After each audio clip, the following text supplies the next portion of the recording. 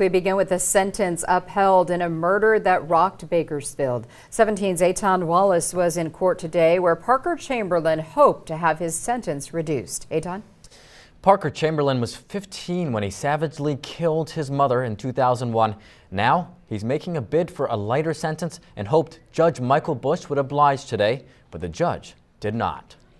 Convicted murderer Parker Chamberlin appeared in court today, ready to learn whether he would be granted a resentencing and possible early release from prison. Remain seated, come to order. Department 15 is now in session. Chamberlain's fate in the hands of this man, Judge Michael Bush. There is no doubt in my mind that the defendant will probably someday be released, but today is not that day.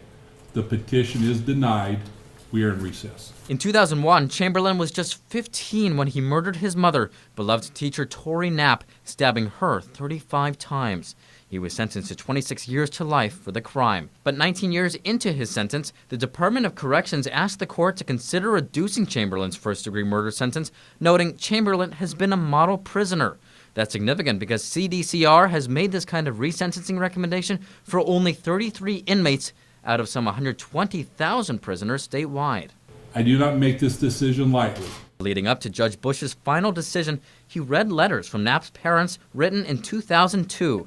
They wrote then that Chamberlin's good behavior is nothing more than an act. Torie's father, Richard Moore, wrote in part, "I'm satisfied with the sentence and only hope that those individuals granting parole 26 years from now recognize that Parker Chamberlin will do anything to convince them that he has been rehabilitated, when in fact he will have made every effort to manipulate the situation to his advantage." Judge Bush recognized Chamberlin for behaving well in prison, but said that was not enough. When I weigh that against the facts of the murder and who the defendant was all those years ago, I cannot justify making a finding that resentencing is in the interest of justice. Prosecutor Nick Lackey offered his thoughts on the decision. I'm pleased with the decision. It was the right decision. I think the judge was wise in citing those letters from all those years ago. I think that there's a lot of factors that go into making a decision on this. Performance in prison is one of them, and yes, that could conceivably make a difference.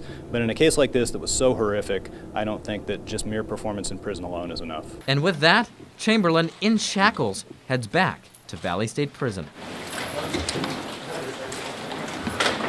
We reached out to Chamberlin's defense attorney, Assistant Public Defender Peter King. He had no comment. Meantime, Chamberlin is next eligible for parole in 2023. In studio, Eitan Wallace, 17 News.